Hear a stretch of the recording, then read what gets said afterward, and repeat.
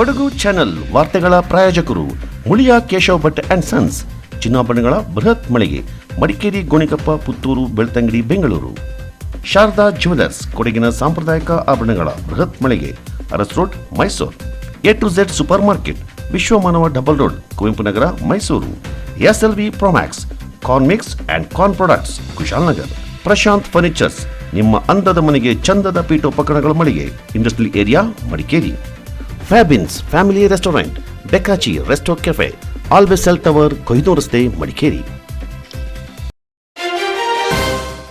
ಕೆಲವೊಂದು ಔಷಧಿಗಳನ್ನು ನೀಡುವ ಸಂದರ್ಭ ಕಡ್ಡಾಯವಾಗಿ ವೈದ್ಯರು ನೀಡುವ ಚೀಟಿಯನ್ನು ಪಡೆದು ಬಳಿಕವಷ್ಟೇ ಔಷಧಿಯನ್ನು ಗ್ರಾಹಕರಿಗೆ ಮಾರಾಟ ಮಾಡಬೇಕೆಂದು ಜಿಲ್ಲಾಧಿಕಾರಿ ಸೋಮಶೇಖರ್ ಹಾಗೂ ಜಿಲ್ಲಾ ಪೊಲೀಸ್ ವರಿಷ್ಠಾಧಿಕಾರಿ ಬಿಂದುಮಣಿ ಅವರು ಮೆಡಿಕಲ್ಸ್ ಮಾಲೀಕರಿಗೆ ಸೂಚನೆ ನೀಡಿದ್ದಾರೆ. ನಗರದ ಮೆಡಿಕಲ್ಸ್ ಸ್ಟೋರ್ಗಳಿಗೆ ತೆರಳಿದ ಅಧಿಕಾರಿಗಳು ಸೂಚನಾ ಫಲಕ ಅಳವಡಿಸಲಾಗಿದೆಯೇ ಎಂಬುದರ ಕುರಿತು ಪರಿಶೀಲನೆ ನಡೆಸಿದರು. ಅಮಲು ಬರುವ ಔಷಧಿಗಳನ್ನು ಗ್ರಾಹಕರು ಕೇಳಿದ ಸಂದರ್ಭ ಕಡ್ಡಾಯವಾಗಿ ವೈದ್ಯರ ಚೀಟಿಯನ್ನು ಪರಿಶೀಲಿಸಬೇಕು. ಅಲ್ಲದೆ ಈ ಕುರಿತು ಸೂಚನಾ ಫಲಕಗಳನ್ನು ಮೆಡಿಕಲ್ಗಳಲ್ಲಿ ಕಡ್ಡಾಯವಾಗಿ ಅಳವಡಿಸಬೇಕೆಂದು ತಿಳಿಸಲಾಗಿದೆ ಎಂದು ಎಸ್ಪಿ ಬಿಂದುಮಣಿ ಅವರು ತಿಳಿಸಿದ್ದಾರೆ.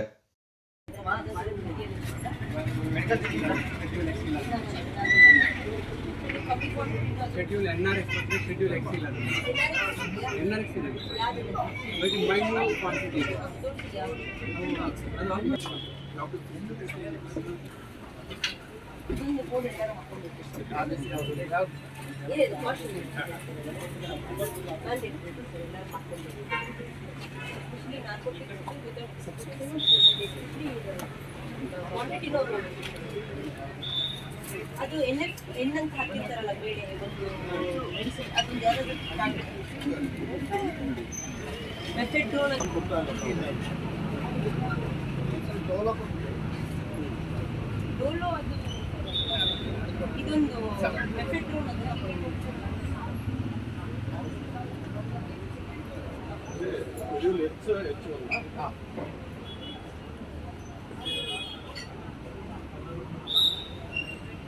ಸರ್ಟಿಫೈಡ್ ಕೆಮಿಸ್ಟ್ ಇರಬೇಕು. ಅದು ನಾರ್ಕೋಟಿಕ್ಸ್ ಡ್ರಗ್ಸ್, ಅದೊಂದು ಮಾತ್ರ ನೀಡಬೇಕು. ಅದು ಮತ್ತು ಕಾಫ್ ಹಾಂ, ಇದೆಲ್ಲ RX ಅಂತ ಇದೆ. ಇಲ್ಲಿ ಎಣ್ಣೆ ಇರ್ತಾರೆ, ನಾರ್ಕೋಟಿಕ್ಸ್ ಅಂತ ಅದಿಲ್ವಾ? ಅದು ನಿಮ್ಮ ಹತ್ರ ನೀವು ಸ್ಟಾಕ್ ಇಟ್ಕೊಂಡಿಲ್ಲ ಅನ್ಸುತ್ತಲ್ಲ. ಇಲ್ಲಿ RX ಥರ ಇರುತ್ತೆ, ಅಲ್ಲಿ ಎಣ್ಣೆ ಅಂತ ನಾರ್ಕೋಟಿಕ್ಸ್ NX ಅಂತ, ಅದನ್ನು ಅವ್ರು ವಿತೌಟ್ ಬಿಸ್ಬಿಟ್ಟು ಮತ್ತು ಕಮ್ಮಿ ಕ್ವಾಂಟಿಟಿ ತಗೊಳ್ತಾರೆ.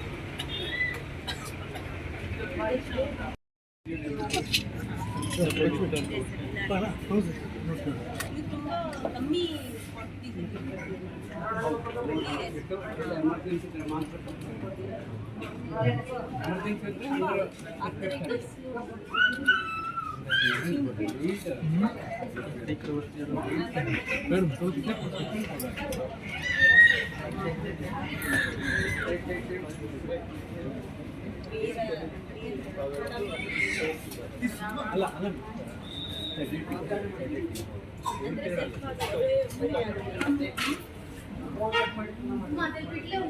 ಯಾವ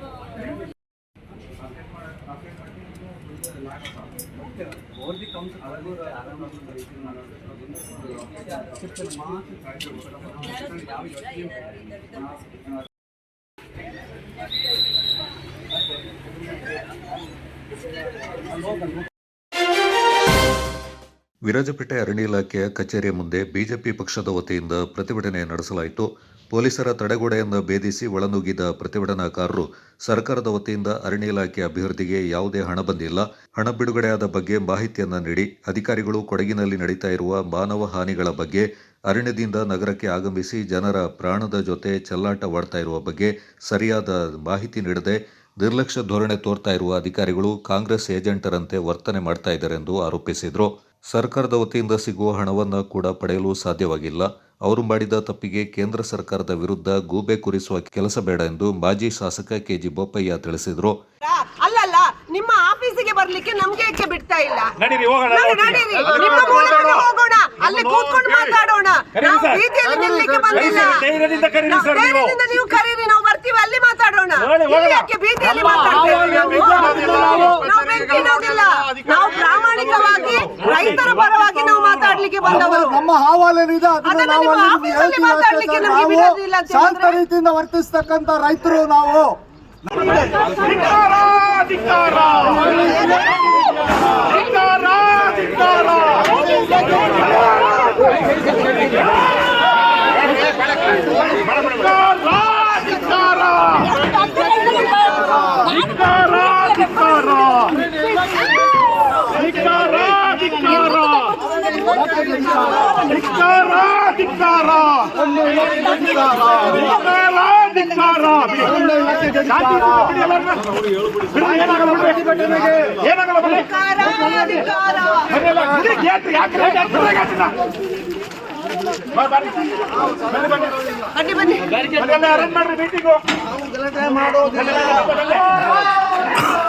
ಬಲಗೈಯಲ್ಲೆಲ್ಲ ಬ್ರೋಕರ್ಗಳೇ ಕಾಣಿಸ್ತದೆ. ನಾವು ಮಾತಾಡೋದು ಕೇಳಿ ಸರ್, ಇಲ್ಲಿ ನಾವು ಬರ್ತೀವಿ, ಬ್ರೋಕರ್ಗಳೇ ಇರ್ತಾರೆ ಇಲ್ಲಿ. ನಿಮ್ಮ ಕಚೇರಿ ಸಿಬ್ಬಂದಿಗಳು ಅಷ್ಟೇನೆ ಬ್ರೋಕರ್ಗಳಲ್ಲಿ. ಯಾರಾದ್ರೂ ಒಂದು ಪಾಪದ ರೈತರು ಬಂದು ಒಂದು ಬೋನಫೈಡ್ ಮರವನ್ನು ತಾನು ಕಡಿದು ಒಂದು ಮನೆ ಕಟ್ಟಬೇಕಂದ್ರೆ 15 ದಿವಸದಲ್ಲಿ ಕೊಡ್ತೀವಿ ಅಂತ ಮನೋಜ್ ಕುಮಾರ್ ಅವರು ಹೇಳಿದ್ರು. ಅವತ್ತು ಇವತ್ತು ಎಷ್ಟು ದಿವಸ ಆಗ್ತದೆ ನಿಮ್ಗೆ ಕೊಡಕ್ಕೆ? ಸರ್, ಇದನ್ನ ನೀವು ರೆಸಲ್ಯೂಷನ್ ಮಾಡ್ಬೇಕೀಗ. ನಾವು ಸೈನ್ ಮಾಡಿ ಹೋಗ್ತೀವಿ, ಅದ್ರ ಒಂದು ಕಾಪಿ ನಮಗೆ ಕೊಡ್ಬೇಕು. ಆಯ್ತು. ಲೋಕಲ್ ಇಲ್ಲಿ ಸ್ಥಳೀಯ ಸಾಮಿಲ್ಗಳು ಎಷ್ಟಿದೆ ಸರ್? ಎಷ್ಟನ್ನ ರಿನ್ಯೂ ಮಾಡಿ ಕೊಟ್ಟಿದ್ದೀರಾ? ಎಷ್ಟು ಹೊಸದ್ ಮಾಡಿ ಕೊಡ್ತಾ ಇದ್ದೀರಾ? ಯಾಕೆ ಹೊಸದ್ ಮಾಡಿ ಕೊಡೋದು? ಯಾಕೆ ರಿನ್ಯೂವಲ್ ಮಾಡಿ ಕೊಡ್ತಾ ಇದ್ದೀರಾ? ಯಾವುದು ಮಾಡಿಲ್ಲ ಸರ್. ನಮ್ಗೆ ಯಾರು ಸ್ಪೀಕರ್ ಆಗಿರುವಂತವರು, ಅಲ್ಲಿ ಮೇಲ್ಮನೆಯನ್ನ ಪ್ರತಿನಿಧಿಸ್ತಕ್ಕಂಥವ್ರು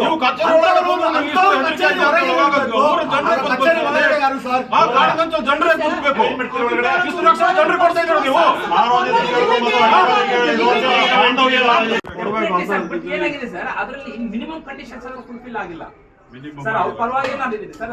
ಅವ್ರು ಕಳಿಸಿ ಸರ್, ನಾನು ಇಮಿಡಿಯೇಟ್ ಡಾಕ್ಯುಮೆಂಟ್ಸ್ ಕೊಟ್ಟರೆ ಕಡಿಯೋಗ ಮಿನಿಮಮ್ ಎಲ್ಲ ಇರ್ತದೆ. ಮೂರು ಕಾಲ ನೀವು ಮೊನ್ನೆ ಕಟ್ಟಿಗಾಡು ಕೊಟ್ಟಿರೋದು 3 ವರ್ಷ ಆಟಾಡ್ಸಿದ್ದೀರಾ. ರೈತರಿಗೆ ರಕ್ಷಣೆ ನೀಡದ ರಾಜ್ಯ ಸರ್ಕಾರಕ್ಕೆ ಈಗ ನೀವು ಒಂದು ತಿಳ್ಕೊಳ್ಳಿ, ನೀವು ರೈಲ್ವೆ ಬ್ಯಾರಿಕೇಡ್ ಅದರಲ್ಲಿ ಸೇರಿಸಿದ್ರೆ ಸೆಂಟ್ರಲ್ ಗವರ್ಮೆಂಟ್ ವಿಲ್ ರಿಜೆಕ್ಟ್. ಹಿಂದೆ ರಿಜೆಕ್ಟ್ ಆಗಿದೆ. No provision at all for railway track ಅಂತ ಕೇಂದ್ರ ಸರ್ಕಾರ ಹೇಳಿದ್ದೀನಿ. ಎಡಿಬಲ್ ಇದು ಏನುಂಟು ಅದಕ್ಕೆ ಉಂಟು, ಸೋಲಾರಿಗೆ ಉಂಟು, ಮತ್ತೆ PPT ಅದಕ್ಕೆ ಉಂಟು.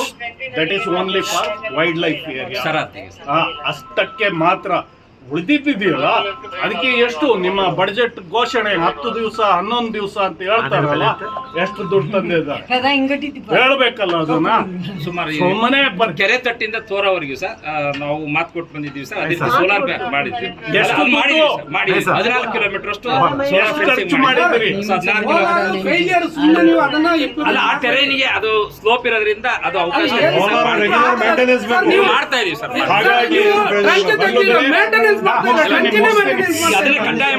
ಎಂಎಲ್ಸಿ ಸುಜಾ ಕುಶಾಲಪ್ಪ ಮಾತನಾಡಿ, ರೈಲ್ವೆ ಬ್ಯಾರಿಕೇಡ್ ಬಗ್ಗೆ ಕೊಡಗಿನ ಯಾವ ಭಾಗದಲ್ಲಿ ಹೆಚ್ಚು ಸಮಸ್ಯೆ ಇದೆ ಎಂಬ ಬಗ್ಗೆ ಯಾವುದೇ ಪ್ರಸ್ತಾವನೆಯನ್ನ ಸಲ್ಲಿಸಿಲ್ಲ ಎಂದರು. ವರ್ಗದವರು ಇಲ್ಲಿ AC ರೂಮಲ್ಲಿ ಕೂತ್ಕೊಂಡು ಮಜಾ ಮಾಡ್ಲಿಕ್ಕೆ ಅಲ್ಲ ಬಂದಿರೋದು, ಸಾರ್ವಜನಿಕರ ಕೆಲಸ ಮಾಡ್ಲಿಕ್ಕೆ ಬಂದಿರೋದು. ಸಾರ್ವಜನಿಕರ ಹಣದ ಪ್ರಕಾರ ನೀವು ಕೆಲಸ ಮಾಡಬೇಕು. ಇವತ್ತು ನೀವು ಹೇಳಿದ ಪ್ರಕಾರ 10 ಮತ್ತು 12 ಕೋಟಿ 22 ಕೋಟಿ ಮಾತ್ರ ಬಂದಿದೆ. ಅದು ಮಾಹಿತಿ ಕ್ಲಿಯರ್ ಆಗಿ ಕೊಡಬೇಕು. ಅದು ಯಾಕೆ ಜಿಲ್ಲಾ ಪಂಚಾಯತ್ ಮೀಟಿಂಗ್ ಬರುವಾಗ ನಾಳೆ ಬರುವಾಗ ನೀವು ಕರೆಕ್ಟ್ ಆಗಿ ಮಾಹಿತಿ ಕೊಡಬೇಕು. ನೀವು ರೈಲ್ವೆ ಬ್ಯಾರಿಕೇಡ್ಗೆ ಅದೇ 120 ಕೋಟಿ 5 ಜಿಲ್ಲೆಗೆ ಕಳೆದ ಸಾರಿ ಇದಾಗಿದೆ. ಈ ಸಾರಿ 1500 ಕೋಟಿ ಒಂದು ಯೋಜನೆಯನ್ನು ತಯಾರು ಮಾಡಿ 5 ವರ್ಷಕ್ಕೆ, ಅದರಲ್ಲಿ 260 ಕೋಟಿ ಆಲ್ರೆಡಿ ಈ ವರ್ಷಕ್ಕೆ. ಅದರಲ್ಲಿ ಕೊಡಗು ಜಿಲ್ಲೆಗೆ ಎಷ್ಟು ಆಗಿಲ್ಲ. ನೀವು ಪ್ಲಾನಿಂಗ್ ಮಾಡಬೇಕು. ಪ್ಲಾನಿಂಗ್ ಮಾಡಿ ಬೇಡಿಕೆ ಜಾಸ್ತಿ ಇಡಬೇಕು. ಇವತ್ತು ಕೊಡಗು ಜಿಲ್ಲೆಯಲ್ಲಿ ಸಾಧಾರಣ 32 ಡೆತ್ ಆಗಿದೆ. ಕರ್ನಾಟಕ ರಾಜ್ಯದಲ್ಲಿ ಕಳೆದ 22ರಿಂದ 26 ಗಂಟೆ 218 ಡೆತ್ ಆಗಿದೆ. ಕೊಡಗು ಜಿಲ್ಲೆ ಫುಲ್ ವಿಶೇಷವಾಗಿ ಫಾರೆಸ್ಟ್ ಇರುವಂಥ ಅವಲಂಬಿತ ಜಾಗ. ಬೇರೆ ಜಿಲ್ಲೆಗಳಿದ್ರೆ 1-2 ತಾಲೂಕು ಮಾತ್ರ ಇರೋದು. ಆದ್ದರಿಂದ ನೀವು CCF ಇಲ್ಲಿ ಅಧಿಕಾರಿಗಳು ಸೇರಿ, ಯಾಕೆ ಅಂತ ಹೇಳಿದ್ರೆ ಇಲ್ಲಿಗೆ ಬೇಡಿಕೆ ಹೆಚ್ಚಿಗೆ ಇಡಬೇಕು ಕೊಡಗು ಜಿಲ್ಲೆಗೆ.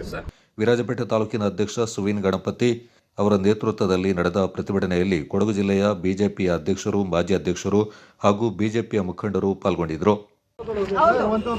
ನಮ್ಮನ್ನ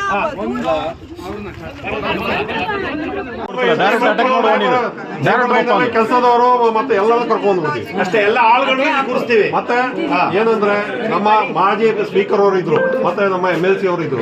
ನೀವು ಖಂಡಿತ ಇಲ್ಲಿ ನಿಲ್ಸ್ಕೊಂಡು ಮಾಡಿದ ದೊಡ್ಡ ಅಪರಾಧ, ಇದು ಖಂಡನೀಯ. ನೀವು ನಮ್ಮ ಹಳ್ಳಿಗೆ ಬನ್ನಿ, ನಾವು ಹೇಗೆ ನಿಮ್ಮ ಟ್ರೀಟ್ಮೆಂಟ್ ಮುಂದಕ್ಕೆ ಈಗ ಮಾಡೋದೇ ಬೇಡ ಅಂತ ವಿಚಾರ ಬೇಡ. ಉನ್ನತ ಅಧಿಕಾರಿ ಅಲ್ವಾ ನಾವು ಕಚೇರಿಗೆ ಬೆಂಕಿ ಇಡೋರಲ್ಲ, ಕಲ್ಲೋಡಿಯವರಲ್ಲ, ನಾವು ಅಧಿಕಾರಿಗಳಿಗೆ ಅತ್ಯಂತ ಗೌರವ ಕೊಡುವಂತ ಪಕ್ಷದವರು. ನಾವು ಭಾರತ ದೇಶ ಅತ್ಯಂತ ಹೆಚ್ಚು ಪ್ರತಿಭಟನೆ ಮಾಡಿದ್ದೀವಿ. ಮಡಿಕೇರಿ ಕರಡಂಗೇರಿ ಕ್ಷೇತ್ರದ ರಾಜರಾಜೇಶ್ವರಿ ದೇವಾಲಯದ ವಾರ್ಷಿಕೋತ್ಸವ ಹಾಗೂ ರಥೋತ್ಸವ ಮೇ 5ರಂದು ಶ್ರದ್ಧಾಭಕ್ತಿಯಿಂದ ನಡೆಯಲಿದೆ. ನಗರದಲ್ಲಿ ಸುದ್ದಿಗೋಷ್ಠಿಯಲ್ಲಿ ಮಾತನಾಡಿದ ಶ್ರೀ ರಾಜರಾಜೇಶ್ವರಿ ದೇವಾಲಯದ ಧರ್ಮದರ್ಶಿ ಗೋವಿಂದ ಸ್ವಾಮಿ ಅವರು, ದೇವಾಲಯಕ್ಕೆ ಸುಮಾರು 80 ವರ್ಷಗಳ ಇತಿಹಾಸವಿದೆ. ವಾರ್ಷಿಕೋತ್ಸವ ಹಾಗೂ ರಥೋತ್ಸವದಲ್ಲಿ ರಾಜ್ಯ ಮತ್ತು ಹೊರ ರಾಜ್ಯದ ಸಾವಿರಾರು ಭಕ್ತರು ಪಾಲ್ಗೊಳ್ಳಲಿದ್ದಾರೆಂದರು. ಭಕ್ತರ ದಾನಿಗಳ ವಿವಿಧ ಸಂಘ ಸಂಸ್ಥೆಗಳ ಸ್ವಯಂ ಸೇವಕರ ಸಹಕಾರದಿಂದ ಪ್ರತಿ ವರ್ಷ ವಾರ್ಷಿಕೋತ್ಸವ ಅದ್ದೂರಿಯಾಗಿ ನಡೀತಾ ಇದೆ. ದೇವಾಲಯದಲ್ಲಿ ಪ್ರತಿದಿನ ಭಕ್ತರಿಗಾಗಿ ಅನ್ನದಾನದ ವ್ಯವಸ್ಥೆಯನ್ನು ಕಲ್ಪಿಸಲಾಗಿದೆ. ವಾರ್ಷಿಕೋತ್ಸವದಲ್ಲಿ ಹೆಚ್ಚಿನ ಸಂಖ್ಯೆಯಲ್ಲಿ ಭಕ್ತರು ಪಾಲ್ಗೊಳ್ಳುವುದರೊಂದಿಗೆ ತಾನು ಮನ ಧನದ ಸಹಕಾರ ನೀಡುವಂತೆ ಮನವಿ ಮಾಡಿದರು.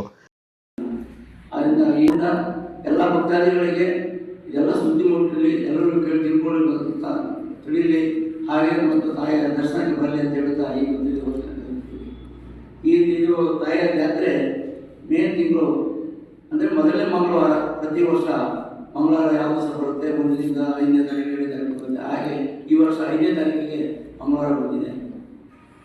ಹಾಗೆ ನಾವು ಆ ತಾಯಿಯ ದೇವಸ್ಥಾನದಲ್ಲಿ ನಾವು ಯಜ್ಞವನ್ನು ಅರ್ಚನೆ ಮಾಡ್ತೀವಿ. ಏಪ್ರಿಲ್ ಪ್ರತಿ ವರ್ಷ ಮಾಡ್ಕೊಂಡು ಈ ವರ್ಷ ಸ್ವಲ್ಪ ಬದಲಾವಣೆ ಆಗಿದೆ. ಏನಂದರೆ ನಾವು ಇದು ನಮ್ಮ ಬೇರೆ ಒಂದು ಯಜ್ಞ ಸ್ವಾಮಿ ಗುಡಿಯಲ್ಲೇ ನಾವು ದೇವಸ್ಥಾನದಲ್ಲೇ ಮಾಡಿದ್ದೀವಿ, ದೇವಸ್ಥಾನ ಪಕ್ಕದಲ್ಲಿ. ಆದ್ದರಿಂದ ನಾವೆಲ್ಲ ಕಮಿಟಿಗಳು ಸೇರ್ಕೊಂಡು ನಾವು ದೇವಿಯ ಅಪ್ಪಣೆಯಂತೆ ಇದನ್ನು ಬೇರೆ ದಿವಸ ಮಾಡುವ ಅಂತೇಳಿ 5 ವರ್ಷದಿಂದ ವೈಕುಂಠ ಏಕಾದಶಿ ಅಂದರೆ ತಾರೀಕು ಡಿಸೆಂಬರ್ 20ಕ್ಕೆ ಆ ದಿವಸಕ್ಕೆ ಮಾಡುವ ಅಂತ ಹೇಳ್ಕೊಂಡು ನಾವು ತೀರ್ಮಾನ ತಗೊಂಡಿದ್ದೆ. ಆ ದಿವಸ ನಾವು ಯಜ್ಞ ಅನುಸರಣೆ ಮಾಡ್ತಾಯಿದ್ವಿ. ಹಾಗೆ ಈ ತಾಯಿಯ ಪ್ರತಿ ದಿವಸ ತಾಯಿ ಒಂದು ಕ್ಷೇತ್ರಕ್ಕೆ ಎಲ್ಲ ಕಡೆಯಿಂದ ಬರುವಂಥ ನಿಮಗೆಲ್ಲ ತಿಳಿದಂಥ ವಿಷಯ ಪ್ರತಿ ವರ್ಷ ನಾವು ಹೇಳ್ತಾ ಇದ್ದೇವೆ, ನಿಮಗೆಲ್ಲ ಗೊತ್ತಿದೆ. ಮತ್ತು ಆ ತಾಯಿ ದೇವಸ್ಥಾನದಲ್ಲಿ ಎಲ್ಲ ಭಕ್ತಾದಿಗಳು ಪ್ರತಿಯೊಂದು ಕಡೆಯಿಂದ ಬರ್ತಾರೆ. ಇವತ್ತು ಹೆಚ್ಚಿನ ಮಟ್ಟಿಗೆ ಹೊರಗಡೆಯಿಂದ ಬರ್ತಾರೆ, ಕೊಡಗಿನಿಂದ ಬರ್ತಾರೆ, ಎಲ್ಲ ಮನೆ ದೇವರ ತಾಯಿ ಆಗಿದ್ದಾರೆ. ಹಾಗೆ ಅಲ್ಲಿ ದೇವಸ್ಥಾನದಲ್ಲಿ ಪ್ರತಿ ವಾರದಲ್ಲಿ ದೇವಿ ಮೈದುಂಬಿ ಬಂದು 4 ದಿವಸ ಕೊಡ್ತಾರೆ ಮತ್ತು ಅಮಾವಾಸ್ಯೆ ಕೊಡ್ತಾರೆ. ಆ ಸಂದರ್ಭದಲ್ಲಿ ಹಲವಾರು ಭಕ್ತಾದಿಗಳು ಬರ್ತಾರೆ. ಆ ಸಮಯದಲ್ಲಿ ಪ್ರತಿ ದಿವಸ ಅನ್ನದಾನ ಸಂದರ್ಭ ನಡೀತಾ ಇರ್ತದೆ. ಮತ್ತು ವಿಶೇಷ ಪೂಜೆ ದಿವಸವೂ ಕೂಡ ಅನ್ನದಾನ ನಡೀತದೆ. ಹಾಗೆ ಭಕ್ತಾದಿಗಳು ಕೂಡ ಪ್ರಸಾದ ಪ್ರತಿ ದಿವಸ ಪ್ರಸಾದ ವಿತರಣೆ ಆಗ್ತದೆ.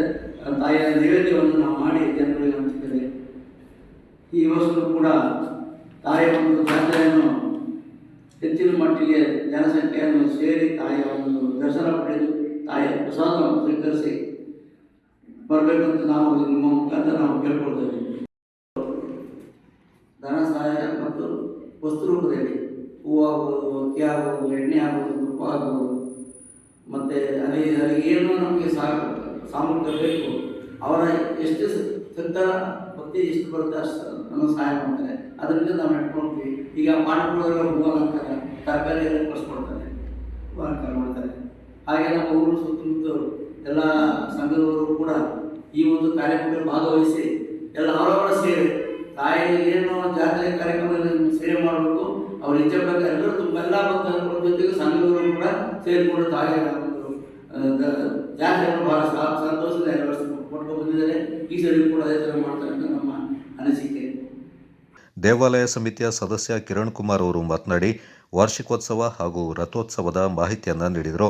ಮೇ 5ರಂದು ಬೆಳಗ್ಗೆ 6 ಗಂಟೆಗೆ ಧ್ವಜಾರೋಹಣ, 6:30ಕ್ಕೆ ಗಣಪತಿ ಹೋಮ, 7:30ಕ್ಕೆ ದೇವಿಗೆ ಅಭಿಷೇಕ, ಹೂವಿನ ಅಲಂಕಾರ, ಬಳಿಕ ತೀರ್ಥ ಸ್ನಾನ, 9:20ಕ್ಕೆ ಕಳಸ ಪೂಜೆ, ನೈವೇದ್ಯ, ಪ್ರಸಾದ ಹಾಗೂ ಮಹಾ ಮಂಗಳಾರತಿಯಾಗಲಿದೆ. 11:45ಕ್ಕೆ ಶುಭ ಕಾಲದಂದು ದೇವಿಯ ರಥೋತ್ಸವ ದೇವಸ್ಥಾನದ ಆವರಣದ ಸುತ್ತಲೂ ನಡೆಯಲಿದೆ. ಮಧ್ಯಾಹ್ನ 12 ಗಂಟೆಯಿಂದ ಅನ್ನ ಸಂತರ್ಪಣೆಯಾಗಲಿದ್ದು 12:30ಕ್ಕೆ ತಾಯಿಯ ದರ್ಶನವಿದೆ ಎಂದರು. ಸಂಜೆ 6 ಗಂಟೆಗೆ ದೇವಸ್ಥಾನದ ಆವರಣದಲ್ಲಿ ಭಕ್ತಿ ಪ್ರಧಾನ ಸಾಂಸ್ಕೃತಿಕ ಕಾರ್ಯಕ್ರಮಗಳು ಹಾಗೂ ದೀಪಾಲಂಕಾರ ನಡೆಯಲಿದೆ ಎಂದರು. ಕಾರ್ಯಕ್ರಮದ ಪಟ್ಟಿ ಈ ಥರ ಇರುತ್ತೆ. ದಿನಾಂಕ 5/5/2026 ಮಂಗಳವಾರದಂದು ದೇವಾಲಯದಲ್ಲಿ ಬೆಳಿಗ್ಗೆ ದೇವಿಯ ಪೂಜೆ ಕಾರ್ಯಕ್ರಮಗಳು ಬೆಳಿಗ್ಗೆ 6 ಗಂಟೆಗೆ ದೇವಸ್ಥಾನದ ಧ್ವಜಾರೋಹಣ ಕಾರ್ಯಕ್ರಮ ಶುರುವಾಗುತ್ತೆ. ಅಲ್ಲಿಂದ ಬೆಳಿಗ್ಗೆ 6:30ಕ್ಕೆ ಗಣಪತಿ ಹೋಮ, 7:07ವರೆಗೆ ದೇವಿ ಅಭಿಷೇಕ, ಹೂವಿನ ಅಲಂಕಾರ ಹಾಗೂ ತೀರ್ಥಸ್ನಾನ, 9:20ಕ್ಕೆ ಕಳಸ ಪೂಜೆ, ನೈವೇದ್ಯ ಪ್ರಸಾದ ಹಾಗೂ ಮಹಾಮಂಗಳಾರತಿ ಹಾಗೂ 11:45ಕ್ಕೆ ಶುಭ ಕಾಲದಲ್ಲಿ ದೇವಿಯ ರಥೋತ್ಸವ ದೇವಾಲಯದ ಆವರಣದ ಸುತ್ತಲೂ ನಡೆಯಲಿದ್ದು ಸರ್ವ ಭಕ್ತಾದಿಗಳು ದೇವಿಯ ರಥವನ್ನು ಎಳೆಯಲು ಸಹಕರಿಸಬೇಕಾಗಿ ಎಲ್ಲರೂ ಕೇಳ್ಕೊಳ್ತಾ ಇದ್ದೀವಿ. ಅದೇ ರೀತಿ ತುಲಾಭಾರ, ತಲೆಮುಡಿ, ದೇವಿಯ ತೀರ್ಥಸ್ಥಾನ, ಹುಳು ಸೇವೆ, ಕುಂಕುಮಾರ್ಚನೆ ಹಾಗೂ ಮಂಗಳಾರತಿ ನಡೆಯಲಿದ್ದು 11:11ವರೆಗೆ ಗಾನ ಕಲಾ ಕೇಂದ್ರ ಪುತ್ತೂರು ಅವರಿಂದ ಭಜನಾ ಕಾರ್ಯಕ್ರಮ ನಡೆಯಲಿರುತ್ತದೆ. ಅದೇ ರೀತಿ ಮಧ್ಯಾಹ್ನ 12ವರೆಗೆ ತಾಯಿ ದರ್ಶನ, 12 ಗಂಟೆಗೆ ಅನ್ನದಾನ, ಸಂಜೆ 6 ಗಂಟೆಗೆ ದೇವಾಲಯ ಸಾಂಸ್ಕೃತಿಕ ಕಾರ್ಯಕ್ರಮಗಳು ಹಾಗೂ ದೀಪಾಲಂಕಾರ, 9 ಗಂಟೆಗೆ ಅನ್ನದಾನ ಸೇವೆ, ದೇವ ದರ್ಶನ ನಡೆಯುತ್ತಿರುತ್ತದೆ. ಕರ್ಣಗಿರಿಯಲ್ಲಿ ನೆಲೆಸಿರುವ ಮಾತೆ ಶ್ರೀ ರಾಜರಾಜೇಶ್ವರಿ ತನ್ನ ದೇವಿ ಶಕ್ತಿಯಿಂದ ಅಪಾರ ಭಕ್ತ ಸಮೂಹವನ್ನೇ ಹೊಂದಿದೆ. ಕೊಡಗಿನಲ್ಲಿ ರಾಜ್ಯದಲ್ಲಿ ಹಾಗೂ ದೇಶದ ವಿವಿಧ ರಾಜ್ಯಗಳಿಂದ ಆಗಮಿಸುವ ಭಕ್ತರು ಬಂದು ತಾಯಿಯ ಆಶೀರ್ವಾದ ಪಡೆದು ಪುನೀತರಾಗ್ತಾ ಇದ್ದಾರೆ. ಮೇ ತಿಂಗಳ ಮೊದಲ ಮಂಗಳವಾರದಂದು ತಾಯಿಯ ಜಾತ್ರೆ ನಡೆಯಲಿದೆ. ಬಹುಶಃ ಕೊಡಗಿನಲ್ಲಿ ಏಪ್ರಿಲ್ ಹಾಗೂ ಮೇ ತಿಂಗಳು ಹಬ್ಬಗಳ ಪರ್ವ ಅಂತ ಹೇಳಿದ್ರೆ ಹಬ್ಬಗಳದ್ದು ಎಲ್ಲ ವಿವಿಧ ದೇವಸ್ಥಾನಗಳಲ್ಲಿ ವಾರ್ಷಿಕೋತ್ಸವದಿಂದ ಹಿಡಿದು ಹಬ್ಬ ಹರಿದಿನಗಳು ನಡೀತದೆ. ಮಳೆಗಾಲಕ್ಕಿಂತ ಮುಂಚೆ ನಡೆಯುವ ಈ ಮೇ ತಿಂಗಳ ಪ್ರಥಮ ಮಂಗಳವಾರದಂದು ತಾಯಿಯ ಜಾತ್ರೆ ಈಗಾಗಲೇ ಧರ್ಮದರ್ಶಿಗಳು ಹೇಳದಂಗೆ ಅದ್ದೂರಿಯಾಗಿ ನಡೆಯುತ್ತದೆ. ಇದು ಕಳೆದ 75 ವರ್ಷದಲ್ಲಿ ತಾಯಿ ನೆಲೆಸಿರುವ ಈ ಕರ್ಣಗಿರಿ ಕ್ಷೇತ್ರದ ಮಹಾತ್ಮೆ. ಭಕ್ತಾದಿಗಳು ಅಪಾರ ಸಂಖ್ಯೆಯಲ್ಲಿ ಆಗಮಿಸುವ ಈ ಕಾರ್ಯಕ್ರಮಕ್ಕೆ ಮಾನ್ಯ ಎಲ್ಲ ಭಕ್ತರು, ನಗರದ ಸಾರ್ವಜನಿಕರು ಎಲ್ಲರೂ ಆಗಮಿಸಿ ದೇವಿಯ ಕೃಪೆಗೆ ಪಾತ್ರರಾಗಬೇಕು ಅಂತ ನಾನು ಈ ಮೂಲಕ ತಮ್ಮಲ್ಲಿ ಕೋರಿಕೊಳ್ತಾ ಇದ್ದೇನೆ. ಬಹುಶಃ ಅತಿಯಾದ ಬೇಸಿಗೆಯ ಶೆಕೆಯಿಂದ ಬಳಲುತ್ತಿರುವ ಈ ಸಮಯದಲ್ಲಿ ತಾಯಿಯ ಜಾತ್ರೆ ಒಳಗೆ 1-2 ಉತ್ತಮವಾದ ಮಳೆ ಕುಡಿಯುವ ನೀರಿನ ಅಭಾವವಾಗಿ ಆಗಿರುವ ಪ್ರಾಣಿ ಪಕ್ಷಿಗಳಿಗೆ ಆಗಿರುವ ನೀರಿನ ಅಭಾವವು ಪರಿಹಾರವಾಗಿ ನಾಡಿನ ಜನರು ಸುಭಿಕ್ಷದಲ್ಲಿ ಇರುವುದರಿಂದ ಈ ಮೂಲಕ ತಾಯಿಯನ್ನು ಬೇಡ್ಕೊಳ್ತಾ ಗೋಷ್ಠಿಯಲ್ಲಿ ಚುಂಬಿ ದೇವಯ್ಯ, ಹರೀಶ್ ಪಾಲ್ಗೊಂಡಿದ್ದರು. ತೋಟದ ಲೈನ್ ಮನೆಯೊಂದರಲ್ಲಿ ವಾಸವಿದ್ದ ಕಾರ್ಮಿಕರಿಬ್ಬರ ನಡುವೆ ಕ್ಷುಲ್ಲಕ ಕಾರಣಕ್ಕಾಗಿ ಕಲಹ ನಡೆದು ತಾತನಿಂದ ಮೊಮ್ಮಗನ ಹತ್ಯೆ ನಡೆದಿರುವ ಘಟನೆ ವಿರಾಜಪೇಟೆ ಬಳಿಯ ಬೇಟೋಳಿ ಗ್ರಾಮದಲ್ಲಿ ನಡೆದಿದೆ. ಬೇಟೋಳಿ ಗ್ರಾಮದ ಎಕೆ ಗಣೇಶ್ ಎಂಬವರ ಲೈನ್ ಮನೆಯಲ್ಲಿ ಕಾರ್ಮಿಕರಾಗಿ ಕೆಲಸ ಮಾಡಿಕೊಂಡಿದ್ದ ಪಣಿಯರವರ ಅಪ್ಪು ಹಾಗೂ ಮೊಮ್ಮಗ ಪಣಿಯರವರ ಸಂಜು ಎಂಬುವರು ದಿನನಿತ್ಯದಂತೆ ಕೆಲಸ ಮಾಡಿ ಮನೆಗೆ ಬಂದಿದ್ದಾರೆ. ನಂತರ ತಾರೀಖು 28ರಂದು ಸಂಜೆ ಲೈನ್ ಮನೆಯಲ್ಲಿ ಕ್ಷುಲ್ಲಕ ಕಾರಣಕ್ಕೆ ಜಗಳ ನಡೆದಿದೆ ಎನ್ನಲಾಗಿದೆ. ಅಕ್ಕಪಕ್ಕದವರು ಬಂದು ಇಬ್ಬರಿಗೂ ಬುದ್ಧಿ ಹೇಳಿ ಸಮಾಧಾನ ಪಡಿಸಿ ಜಗಳ ಬಿಡಿಸಿದ್ದಾರೆ. ನಂತರ ರಾತ್ರಿ 8 ಗಂಟೆ ಸುಮಾರಿಗೆ ಮತ್ತೆ ಅಜ್ಜ ಹಾಗೂ ಮೊಮ್ಮಗನಿಗೂ ಮಾತಿಗೆ ಮಾತು ಬೆಳೆದು ಜಗಳ ವಿಕೋಪಕ್ಕೇರಿದೆ ಎನ್ನಲಾಗಿದೆ. ಈ ಸಂದರ್ಭ ಅಪ್ಪು ಮತ್ತು ಸಂಜು ಇಬ್ಬರೂ ಕತ್ತಿ ಹಿಡ್ಕೊಂಡು ನಿಂತಿದ್ದಾರೆ. ಈ ವೇಳೆ ತಾತ ಅಪ್ಪು ಎಂಬಾತ ತನ್ನ ಮೊಮ್ಮಗ ಸಂಜು ಎಂಬಾತನಿಗೆ ಕುತ್ತಿಗೆಯ ಎಡಭಾಗಕ್ಕೆ ಕತ್ತಿಯಿಂದ ಬಲವಾಗಿ ಹಲ್ಲೆ ನಡೆಸಿದ್ದಾನೆ. ನಂತರ ಎಡಕಾಲಿಗೂ ಹಲ್ಲೆ ನಡೆಸಿದಾಗ ಕೂಗಾಟ ಕೇಳಿಬಂದಿದೆ. ಈ ಸಂದರ್ಭ ತೋಟದ ಮಾಲೀಕ ಎಕೆ ಗಣೇಶ್ ಮತ್ತಿತರರು ಬಂದು ಗಾಯಾಳುವೊಂದ ವಿರಾಜಪೇಟೆ ಸಾರ್ವಜನಿಕ ಆಸ್ಪತ್ರೆಗೆ ದಾಖಲಿಸಿ ಚಿಕಿತ್ಸೆ ಪಡೆದು ಬಳಿಕ ಹೆಚ್ಚಿನ ಚಿಕಿತ್ಸೆಗಾಗಿ ಮಡಿಕೇರಿ ಜಿಲ್ಲಾಸ್ಪತ್ರೆಗೆ ದಾಖಲಿಸಿ ಚಿಕಿತ್ಸೆ ನೀಡುವ ಸಂದರ್ಭ ಗಾಯಾಳು ದಾರಿಯಲ್ಲೇ ಮೃತಪಟ್ಟಿರುವುದಾಗಿ ವೈದ್ಯರು ತಿಳಿಸಿದ್ದಾರೆ. ಕೆಲವೇ ವರ್ಷಗಳ ಹಿಂದೆ ಪಣಿಯರವರ ಸಂಜು ಮೃತ ಬಾಲಕನಾಗಿದ್ದಾಗಲೇ ತನ್ನ ಅಜ್ಜಿಯನ್ನ ಹಲ್ಲೆ ನಡೆಸಿ ಕೊಲೆ ಮಾಡಿ ಬಾಲಾಪರಾಧಿಯಾಗಿ ಕೆಲವೇ ವರ್ಷಗಳು ಶಿಕ್ಷೆ ಅನುಭವಿಸಿ ಬಳಿಕ ಕೆಲವೇ ದಿನಗಳ ಹಿಂದೆ ಮನೆಗೆ ಬಂದು ಅಜ್ಜನೊಂದಿಗೆ ವಾಸವಿದ್ದು ಈ ಘಟನೆಗೆ ಹಿಂದಿನ ವೈಷಮ್ಯವೇ ಕಾರಣ ಎಂದು ಪೊಲೀಸ್ ಮೂಲಗಳಿಂದ ತಿಳಿದುಬಂದಿದೆ. ವಿರಾಜಪೇಟೆ ನಗರ ಪೊಲೀಸ್ ಠಾಣಾಧಿಕಾರಿ ಎಚ್.ಎಸ್. ಪ್ರಮೋದ್ ಅವರು ಪ್ರಕರಣ ದಾಖಲಿಸಿಕೊಂಡು ಮುಂದಿನ ಕ್ರಮ ಕೈಗೊಂಡಿದ್ದಾರೆ. ಆರೋಪಿ ಅಪ್ಪು ಎಂಬಾತನನ್ನ ನಗರ ಠಾಣೆ ಪೊಲೀಸರು ಬಂಧಿಸಿ ನ್ಯಾಯಾಲಯಕ್ಕೆ ಒಪ್ಪಿಸಿದ್ದಾರೆ. ನರಿಯಂದಡ ಗ್ರಾಮ ಪಂಚಾಯಿತಿ ವ್ಯಾಪ್ತಿಯ ಗ್ರಾಮಗಳಲ್ಲಿ ಕಾಡಾನೆ ಹಾವಳಿ ಮುಂದುವರೆದಿದ್ದು, ತೋಟಕ್ಕೆ ಲಗ್ಗೆ ಇಟ್ಟ ಕಾಡಾನೆಗಳ ಹಿಂಡು ಕಾಫಿ, ಬಾಳೆ, ಅಡಿಕೆ ಮತ್ತಿತರ ಗಿಡಗಳಿಂದ ತುಳಿದು ಹಾನಿಪಡಿಸಿದೆ. ಮಂಗಳವಾರ ಮಧ್ಯಾಹ್ನ ನಾಪಕ್ಲು ವಿರಾಜಪೇಟೆ ಮುಖ್ಯ ರಸ್ತೆಯ ಬೋವೇರಿಯಂಡ ರಮೇಶ್ ಅವರ ಗದ್ದೆಯಲ್ಲಿ ಕಾಣಿಸಿಕೊಂಡ 6 ಕಾಡಾನೆಗಳ ಹಿಂಡನ್ನು ಅರಣ್ಯ ಇಲಾಖೆಯ ಸಿಬ್ಬಂದಿಗಳು ಕರಡೆ ಕೀಮಲೆ ಕಾಡು ಮೂಲಕ ಕಾಡಿಗಟ್ಟುವಲ್ಲಿ ಯಶಸ್ವಿಯಾಗಿದ್ದಾರೆ. ಗ್ರಾಮಸ್ಥರಾದ ಬೋವೇರಿಯಂಡ ಮೋಹನ್ ಅವರು ಮಾಹಿತಿ ನೀಡಿ, ಗ್ರಾಮ ವ್ಯಾಪ್ತಿಯಲ್ಲಿ ಕಾಡಾನೆ ಹಾವಳಿ ಮಿತಿ ಮೀರಿದ್ದು, ಬೆಳಿಗ್ಗೆ ಹಾಗೂ ಮಧ್ಯಾಹ್ನ ಸಮಯದಲ್ಲಿ ಮುಖ್ಯ ರಸ್ತೆಯ ಮೂಲಕವೇ ಕಾಡಾನೆಗಳು ಸಂಚಾರ ಮಾಡ್ತಾ ಇದ್ದು, ಗ್ರಾಮಸ್ಥರು ಭಯಭೀತರಾಗಿದ್ದಾರೆ. ಕೂಡಲೇ ಅರಣ್ಯ ಇಲಾಖೆ ಕಾಡಾನೆಯನ್ನ ಸೆರೆ ಹಿಡಿದು ಬೇರೆ ಕಡೆಗೆ ಸ್ಥಳಾಂತರ ಮಾಡಬೇಕು. ಆನೆಗಳನ್ನು ಕಾಡಿಗಟ್ಟಿ ಯಾವುದೇ ಪ್ರಯೋಜನವಿಲ್ಲ. ಅರಣ್ಯ ಇಲಾಖೆ ಸಿಬ್ಬಂದಿಗಳು ಆನೆಗಳನ್ನು ಕಾಡಿಗಟ್ಟಿ ಹಿಂತಿರುಗುವ ಮುನ್ನ ಕಾಡಾನೆಗಳು ಮರಳಿ ತೋಟಕ್ಕೆ ಲಗ್ಗೆ ಇಡ್ತಾ ಇವೆ. ಇದರಿಂದ ಯಾವುದೇ ಪ್ರಯೋಜನವಾಗುವುದಿಲ್ಲ ಎಂದರು. ಆರ್ಎಫ್ಒ ಶಿವರಾಮ್ ನೇತೃತ್ವದಲ್ಲಿ ನಡೆದ ಕಾರ್ಯಾಚರಣೆಯಲ್ಲಿ DRFO Srinivas, ETF DRFO Prashanth ಹಾಗೂ ತಂಡ, ಚೆಯ್ಯಂಡಾಣೆ ಹಾಗೂ ಹೆಗ್ಗಳ ಕ್ಯಾಂಪ್ ಸಿಬ್ಬಂದಿಗಳು ಪಾಲ್ಗೊಂಡಿದ್ದರು.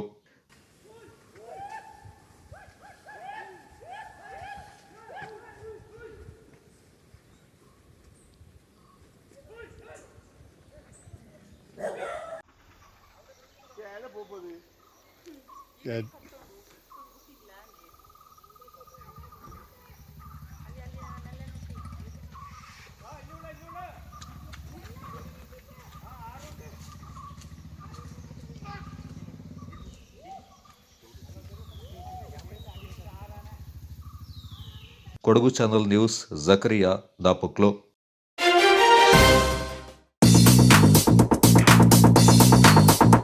Loki, this number 15 Kuletira.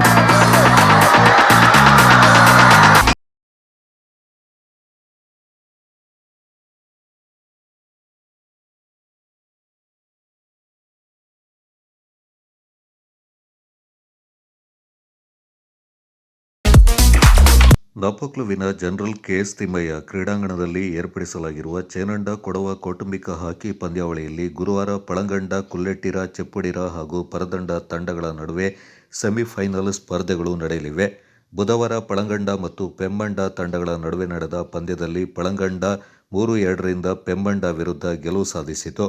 Cheppudira ಮತ್ತು ಕಂಬೀರಂಡ ತಂಡಗಳ ನಡುವೆ ನಡೆದ ಪಂದ್ಯದಲ್ಲಿ ಚೆಪ್ಪುಡಿರ 4-2ರಿಂದ ಕಂಬೀರಂಡ ವಿರುದ್ಧ ಗೆಲುವು ಸಾಧಿಸಿತು. ಕುಲ್ಲೆಟ್ಟಿರ ಮತ್ತು ನೆಲ್ಲಮಕ್ಕಡ ತಂಡಗಳ ನಡುವೆ ಸಮಬಲದ ಹೋರಾಟ ನಡೆಯಿತು. ಪಂದ್ಯದಲ್ಲಿ ಎರಡೂ ತಂಡಗಳು 1-1 ಗೋಲು ಗಳಿಸಿದವು.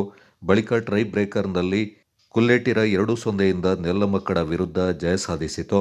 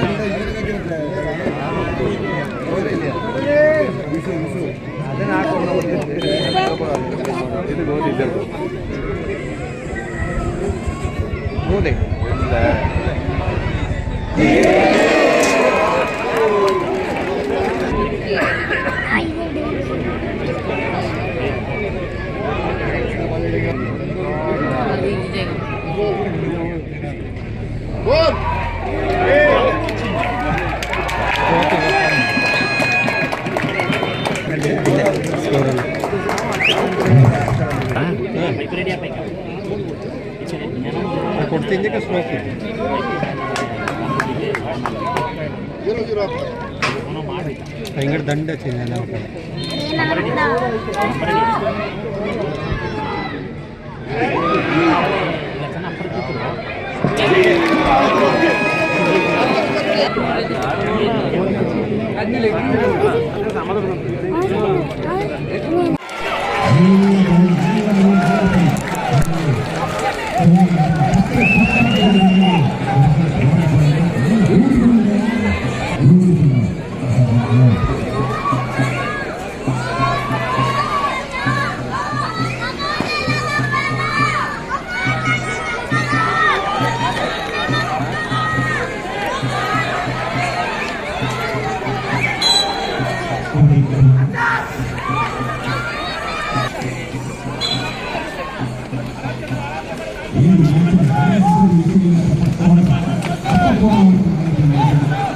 ಮಹಿಳಾ ಹಾಕಿ ಪಂದ್ಯಗಳಲ್ಲಿ ಕಂಬೀರಂಡ 3-0ಯಿಂದ ಆದೇಂಗಡ ವಿರುದ್ಧ ಗೆಲುವು ಸಾಧಿಸಿದರೆ ಕೆಚೆಟ್ಟಿರ 4-0ಯಿಂದ ಶಿವಚಾಳಿಯಂಡ ವಿರುದ್ಧ ಗೆಲುವು ಸಾಧಿಸಿತು. ಗುರುವಾರ ಬೆಳಗ್ಗೆ 11:30ಕ್ಕೆ ಕಂಬೀರಂಡ ಮತ್ತು ಕೆಚೆಟ್ಟಿರ ತಂಡಗಳ ನಡುವೆ ಫೈನಲ್ ಪಂದ್ಯ ನಡೆಯಲಿದೆ. Kodagu channel news, Duggala Sadananda, Napoklu.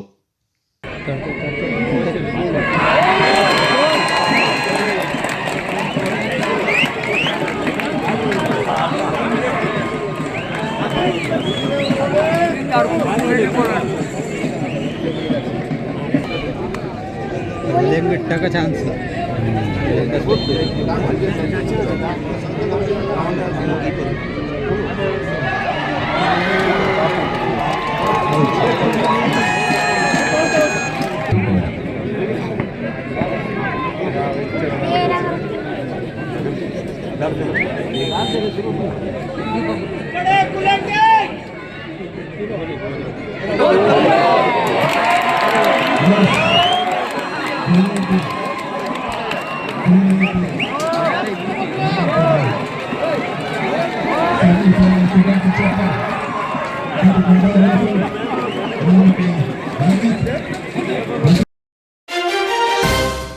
Field marshal K M Kariappa ಕಾಲೇಜಿನ ಹಳೆ ವಿದ್ಯಾರ್ಥಿ ಸಂಘ ಕಾಲೇಜು ಮೈದಾನದ ಬಳಿ ನಿರ್ಮಿಸಿರುವ ಫೈರಿಂಗ್ ರೇಂಜ್ ಮೇ 5ರಂದು ಉದ್ಘಾಟನೆಗೊಳ್ಳಲಿದೆ. Field marshal K M Kariappa college ಹಾಗೂ ಹಳೆ ವಿದ್ಯಾರ್ಥಿ ಸಂಘದ ಸಂಯುಕ್ತಾಶ್ರಯದಲ್ಲಿ ಮಂಗಳವಾರ ಬೆಳಿಗ್ಗೆ 10 ಗಂಟೆಗೆ ಉದ್ಘಾಟನಾ ಸಮಾರಂಭ ನಡೆಯಲಿದೆ. ಕೊಡಗು ವಿಶ್ವವಿದ್ಯಾನಿಲಯದ ಉಪಕುಲಪತಿ ಪ್ರೊಫೆಸರ್ ಅಶೋಕ್ ಸಂಗಪ್ಪ ಆಲೂರ ಹಾಗೂ ಎನ್ಸಿಸಿಯ ಕಮಾಂಡಿಂಗ್ ಆಫೀಸರ್ ಕರ್ನಲ್ ರೆಜಿತ್ ಮುಕುಂದನ್ ಅವರು ಫೈರಿಂಗ್ ರೇಂಜ್ ಅನ್ನು ಉದ್ಘಾಟಿಸಲಿದ್ದಾರೆ. ಫೀಲ್ಡ್ ಮಾರ್ಷಲ್ ಕಾರ್ಯಪ್ಪ ಕಾಲೇಜಿನ ಪ್ರಾಂಶುಪಾಲ ಮೇಜರ್ ಪ್ರೊಫೆಸರ್ ರಾಘವ ಬಿ ಅವರು ಅಧ್ಯಕ್ಷತೆ ವಹಿಸಲಿದ್ದಾರೆ. ಮುಖ್ಯ ಅತಿಥಿಗಳಾಗಿ ಎನ್ಸಿಸಿ ಆಡಳಿತಾಧಿಕಾರಿ ಲೆಫ್ಟಿನೆಂಟ್ ಕರ್ನಲ್ ಶ್ರೀನಿವಾಸ್ ಎಸ್, ನಿವೃತ್ತ ಪೊಲೀಸ್ ವರಿಷ್ಠಾಧಿಕಾರಿ Mukkatira A Appayya, field marshal Cariappa ಕಾಲೇಜಿನ ಹಳೆ ವಿದ್ಯಾರ್ಥಿ ಸಂಘದ ಅಧ್ಯಕ್ಷ ಬಳ್ಳಜಿರ ಬಿ ಅಯ್ಯಪ್ಪ, ಮಡಿಕೇರಿ ನಗರಾಭಿವೃದ್ಧಿ ಪ್ರಾಧಿಕಾರದ ಸದಸ್ಯ ಹಾಗೂ ವಕೀಲ ಮಂಡುವಂಡ ಸುದೈ ನಾಣಯ್ಯ ಹಾಗೂ ಉದ್ಯಮಿ ಪುರುಷೋತ್ತಮ್ ಪಿ ಬೆಂಗಳೂರು ಅವರು ಪಾಲ್ಗೊಳ್ಳಲಿದ್ದಾರೆ. ಸಭಾ ಕಾರ್ಯಕ್ರಮ ಕಾಲೇಜು ಸಭಾಂಗಣದಲ್ಲಿ ನಡೆಯಲಿದೆ ಎಂದು ಹಳೆ ವಿದ್ಯಾರ್ಥಿ ಸಂಘದ ಅಧ್ಯಕ್ಷ ಬಳ್ಳಜಿರ ಬಿ ಅಯ್ಯಪ್ಪ ಅವರು ತಿಳಿಸಿದ್ದಾರೆ. ಶನಿವಾರ ಸಂತೆ ಸಮೀಪದ ಮಾಲಂಬಿ ಗ್ರಾಮದಲ್ಲಿರುವ ಗ್ರಾಮದೇವತಾ ಸೇವಾ ಸಮಿತಿ ವತಿಯಿಂದ ನಿರ್ಮಿಸಿರುವ ಗ್ರಾಮದೇವತೆ ಪುನರ್ ಪ್ರತಿಷ್ಠಾಪನಾ ಪೂಜಾ ಮಹೋತ್ಸವ ಕಾರ್ಯಕ್ರಮ ಮಂಗಳವಾರ ಸಂಪನ್ನಗೊಂಡಿತು. ಮಾಲಂಬಿ ಗ್ರಾಮದಲ್ಲಿ ಹಲವಾರು ವರ್ಷಗಳ ಹಿಂದೆ ಗ್ರಾಮದೇವತೆ ಬನವನ್ನು ನಿರ್ಮಾಣ ಮಾಡಲಾಗಿತ್ತು. ಆದರೆ ವರ್ಷದ ಹಿಂದೆ ಗ್ರಾಮದೇವತೆ ಬನವು ಭಗ್ನಗೊಂಡಿದ್ದ ಹಿನ್ನೆಲೆ ಗ್ರಾಮದೇವತಾ ಸೇವಾ ಸಮಿತಿಯವರು ಅದೇ ಸ್ಥಳದಲ್ಲಿ ಗ್ರಾಮದೇವತೆ ಬನವನ್ನು ಪುನರ್ ಪ್ರತಿಷ್ಠಾಪಿಸಿರುವ ಹಿನ್ನೆಲೆ ಸೋಮವಾರ ಮತ್ತು ಮಂಗಳವಾರ ಪುನರ್ ಪ್ರತಿಷ್ಠಾಪನಾ ಕಾರ್ಯಕ್ರಮದ ಅಂಗವಾಗಿ ಪೂಜಾ ಮಹೋತ್ಸವ ಕಾರ್ಯಕ್ರಮವನ್ನು ಹಮ್ಮಿಕೊಳ್ಳಲಾಗಿತ್ತು. ಸೋಮವಾರ ರಾತ್ರಿ 7:30 ಗಂಟೆಯಿಂದ ಗ್ರಾಮದೇವತೆಗೆ ವಿಶೇಷ ಪೂಜಾ ಕೈಂಕರ್ಯಗಳು ಸೇರಿದಂತೆ ಹೋಮ ಮುಂತಾದ ವಿಧಿವಿಧಾನಗಳನ್ನು ನೆರವೇರಿಸಲಾಯಿತು. ಪುನರ್ ಪ್ರತಿಷ್ಠಾಪನಾ ಕಾರ್ಯದ ಅಂಗವಾಗಿ ಮಂಗಳವಾರ ಬೆಳಗ್ಗೆ ಮಾಲಂಬಿ ಗ್ರಾಮದ ಮಹಿಳೆಯರು ಚಿಲುಂಬೆ ಬಾವಿಯಿಂದ ಕಳಸದಲ್ಲಿ ಗಂಗಾ ಜಲವನ್ನು ಸಂಗ್ರಹ ಮಾಡಿ ಕಳಸವನ್ನು ಹೊತ್ತು ಮೆರವಣಿಗೆ ಮೂಲಕ ಗ್ರಾಮದೇವತೆ ಸನ್ನಿಧಿಯಲ್ಲಿ ತಂದಿಟ್ರು.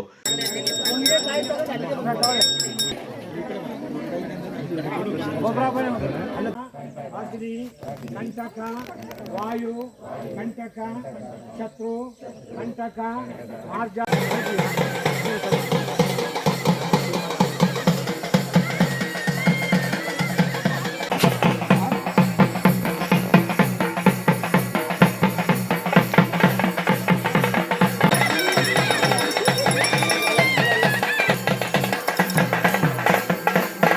गोदावरी सरस्वती सिंधु कावेरी जलयस्मिन् गंगा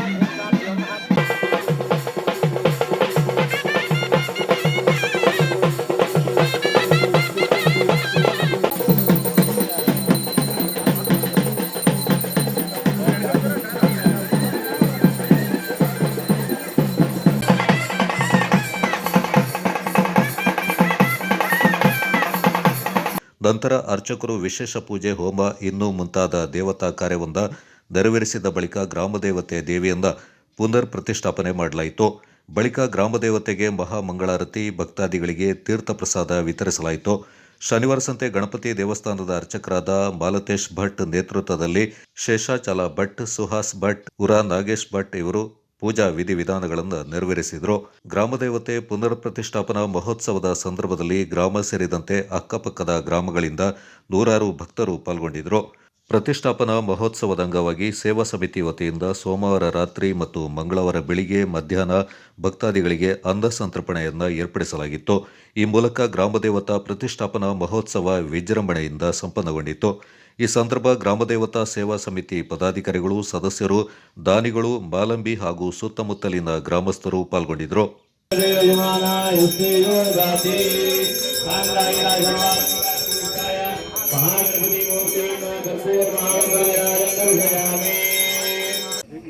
हरिद्राचूर्णं समर्पयामि, कुङ्कुमचूर्णं समर्पयामि, चूर्णं समर्पयामि, सकलमङ्गलद्रव्याणि पूजां समर्पयामि, पुष्पै पूजयामि, अतां पूजां करिष्ये आवाचा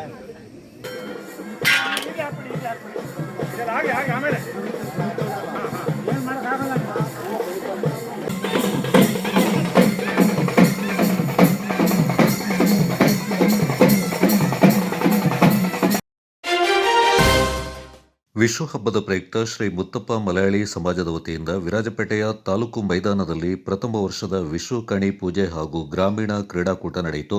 ಕಾರ್ಯಕ್ರಮದ ಅಂಗವಾಗಿ ವೇದಿಕೆಯ ಮುಂಭಾಗದಲ್ಲಿ ವಿಶ್ವ ಕಣಿ ಪೂಜೆಯನ್ನು ಹಿರಿಯರು ಮಾಡಿದರು. ಬಳಿಕ ಮಲಯಾಳಿ ಬಾಂಧವರಿಗೆ ಕೈನೀಟಂ ನೀಡಲಾಯಿತು.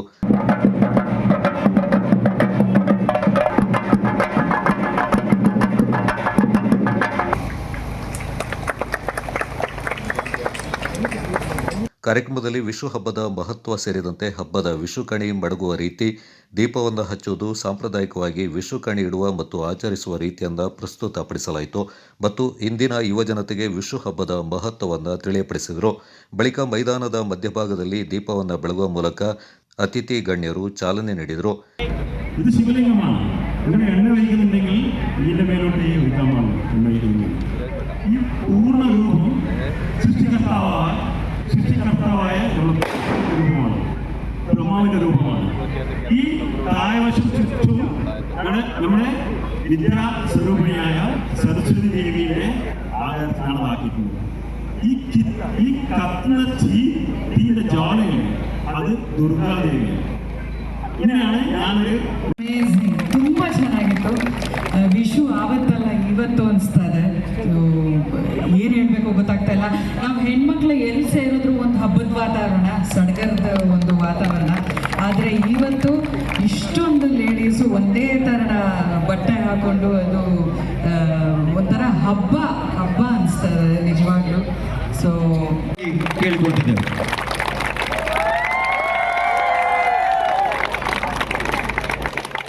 ವಿಶ್ವ ಹಬ್ಬದ ಅಂಗವಾಗಿ ಹಿಂದೂ ಮಹಿಳಾ ಮಲಯಾಳಿ ಬಂಧುಗಳಿಂದ ತಿರುವಾತಿರ ನೃತ್ಯವನ್ನು ಪ್ರಸ್ತುತಪಡಿಸಲಾಯಿತು.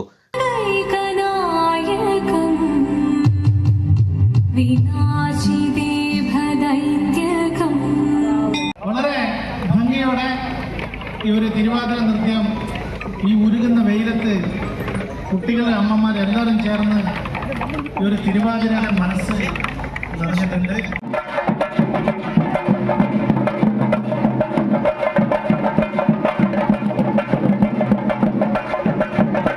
ಕಾರ್ಯಕ್ರಮವನ್ನು ಉದ್ದೇಶಿಸಿ ಮಾತನಾಡಿದ ಕೊಡಗು ಜಿಲ್ಲಾ ಮಲಯಾಳಿ ಸಮಾಜದ ಅಧ್ಯಕ್ಷ ವಿಜಯನ್, ಸುಖ ಸಮೃದ್ಧಿ ಸಂದೇಶದೊಂದಿಗೆ ವರ್ಷವಿಡೀ ಐಶ್ವರ್ಯದ ಸಂಕೇತವಾಗಿ ಕೇರಳೀಯರ ವಿಶ್ವ ಹಬ್ಬ ಏಪ್ರಿಲ್ 15ರಂದು ಆಚರಿಸಲಾಗುತ್ತೆ ಎಂದರು. ಇದರ ಅಂಗವಾಗಿ ಕೊಡಗಿನಲ್ಲಿ ನೆಲೆ ನಿಂತಿರುವ ಮಲಯಾಳಿಗಳು ವಿಶ್ವ ಹಬ್ಬವನ್ನು ಅತ್ಯಂತ ವಿಜೃಂಭಣೆಯಿಂದ ಇಲ್ಲಿ ಆಚರಣೆ ಮಾಡ್ತಾ ಇದ್ದಾರೆ ಎಂದರು. ನನಗೆ ಈ ಜಾಗದಲ್ಲಿ ನೀವು ಕರೆದು ಒಂದು ಮಾತನಾಡಲು ಅವಕಾಶ ಕೊಟ್ಟಿದ್ದೀರಾ, ಸಂತೋಷ. ಆದರೆ ಈ ವಿಶ್ವ ಅಂದರೆ ಎಲ್ಲ ಹಿಂದೂಗಳು ಆಚರಿಸುವಂಥ ಹಬ್ಬ. ಬಟ್ ಇದು ನಮ್ಮ ವಿರಾಜಪೇಟೆಯಲ್ಲಿ ಸದಾ ನಡೆಯುತ್ತಾ ಇರಲಿ, ಹೀಗೆ ಮುಂದುವರಿಯಲಿ.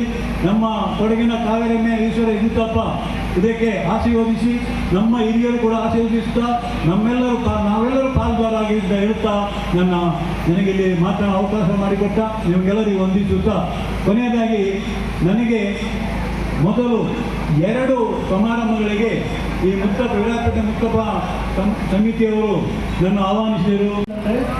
അതുപോലെ തന്നെ കൊടകിൽ എല്ലാ ജാതി മതങ്ങളും സൗഹാർദ്ദത്തോടെ സന്തോഷത്തോടെ ജീവിക്കാനുള്ള ഒരു ഏക സ്ഥലം എന്നുള്ളത് കൊടകാണ് ഞാൻ പറയുന്നത്. ഈ കൊടകിൽ മലയാളികൾ ഏറളമായിട്ട് ജീവിക്കുന്നുണ്ട്. കാരണം എന്താ വെച്ചാൽ കേരളത്തിൻ്റെ ബോർഡർ ആയിരിക്കുന്ന കുടകായതുകൊണ്ട് കുടകിൽ അധികം പേര് മലയാളികളും ಸಂತೋಷಮಯ ವಿರಾಜಪೇಟೆ ತಾಲೂಕು ಬಿಲ್ಲವ ಸಮಾಜದ ಅಧ್ಯಕ್ಷ ಬಿಎಂ ಗಣೇಶ್ ಮಾತನಾಡಿ ವಿಷು ದಿನವನ್ನ ಕೇರಳದಾದ್ಯಂತ ವಿಷು ಹಬ್ಬವನ್ನಾಗಿ ಸಂಭ್ರಮದಿಂದ ಆಚರಣೆ ಮಾಡಲಾಗ್ತಾ ಇದೆ. ವಿಷು ಎಂದರೆ ಕಣಿ ಕಾಣುವ ಹಬ್ಬ ಎಂದರು.